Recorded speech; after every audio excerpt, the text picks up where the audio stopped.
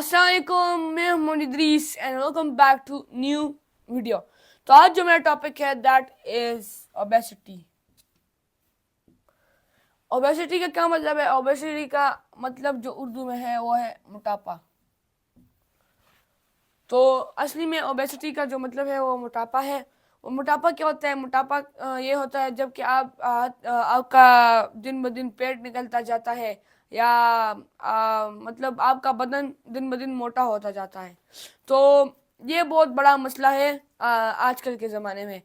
तो आज हम इसके ऊपर बात करेंगे। तो सबसे पहले आप जो ग्लूकोज देख रहे हैं, इस ग्लूकोज से क्या मतलब है? ग्लूकोज का मतलब है जो फूड आप खाते हैं और उस फूड को जबकि वो जो एनर्जी बनती है दैट इज कॉल्ड ग्लूकोज।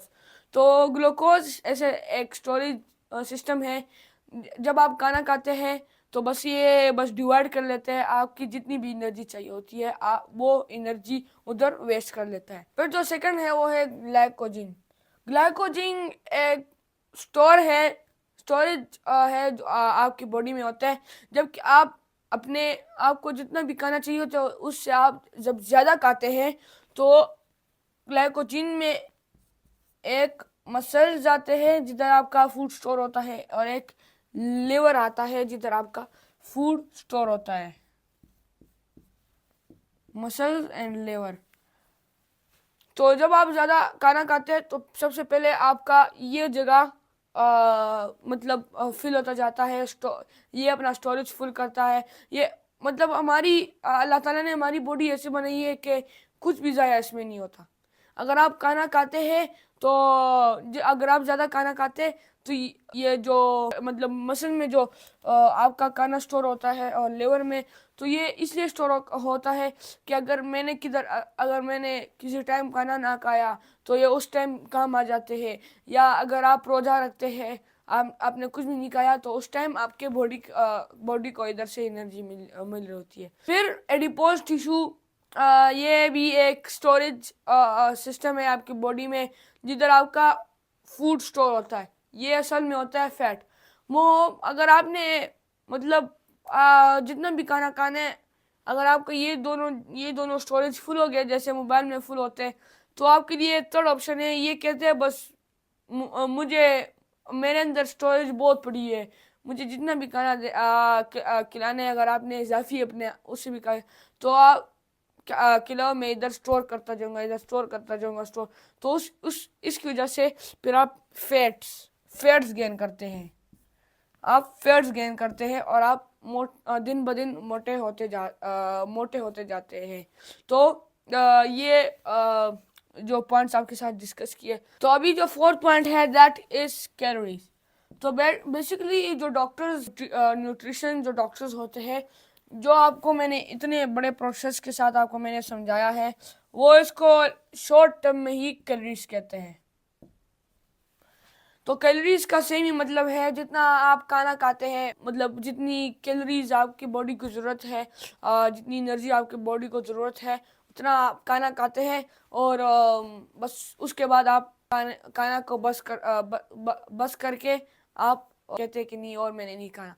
तो अगर एग्जांपल आपकी बॉडी को 100 कैलोरीज ज़रूरत है, इतनी कम नहीं लेकिन फिर भी एग्जांपल लेते हैं, आपको 100 कैलोरीज की ज़रूरत है और आप 200 कैलोरीज गेन करते हैं, तो ये आप 100 कैलोरीज जो ये तो आपका बॉडी हजम कर लेगा, लेकिन ये जो 200 कैलोरीज है ये हजम नहीं कर सकता, ये स्टोर करेगा। तो ये स्टोर करेगा, ये आपके बॉडी में स्टोर हो जाएगा। एनी स्टोरेज सिस्टम में ये स्टोर हो सकता है। तो ये एक बात है। उसके साथ आप भी सोच रहे होंगे हमें पता कैसे लगेगा कि मैंने अभी ज़्यादा खाया या कम खाया। तो हज़रत मोहम्मद सल्लल्लाहु अलैहि वसल्लम ने भी मतलब उनने भी कहा था कि अगर आप इतना इतना ना खाएं जबकि आप फुल आप कहे कि हाँ फुल मुझसे भूख ख़त्म होगी। आप इतना कहे कि आपको पता लग जाए बस अभी भूख ख़त्म होगी, बस फिर आप खाने को छोड़ दें। तो बस आप आपने इतना नहीं खाना कि आप फिर बस आप उसके बाद एक पानी का गिलास नहीं पी सकते। इतना कहा कि आप उसके बाद कुछ अगर आप तकरीबन 30 मिनट बाद और भी कुछ अगर खाना चाहे तो आप खा सकते हैं। तो आपको वो खुद भी पता भी लग सकता है।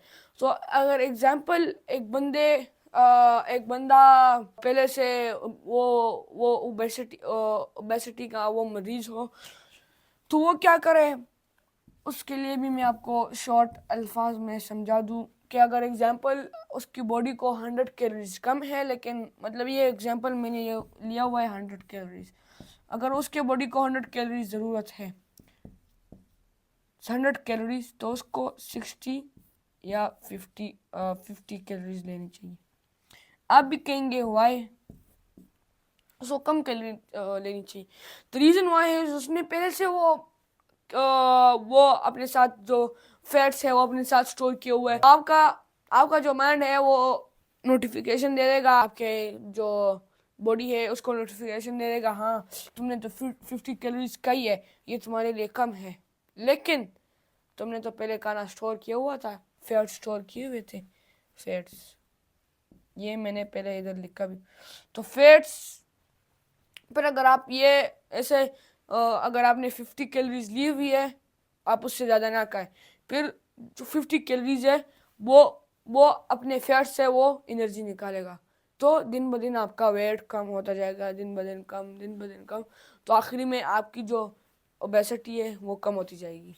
तो फिर आपके बॉडी को ये आपके जो फैट्स है वो ख़त्म होते जाते हैं, और जो चर्बी है वो ख़त्म होती जाती है, ओबेसिटी ख़त्म होती जाती है। उसके साथ फिर अगर आप ये इम्प्लीमेंटेशन भी करते हैं, आप अगर उसके साथ एक्सरसाइज भी करते हैं, मतलब रनिंग हो गया, रनिंग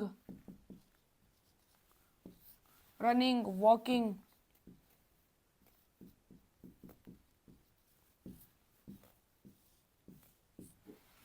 हो गया, तो अगर आप ये वॉकिंग रनिंग भी कर रहे हैं उसके साथ, तो फिर अगर एग्जांपल आपको पहले 100 कैलोरीज की ज़रूरत थी, तो फिर आपको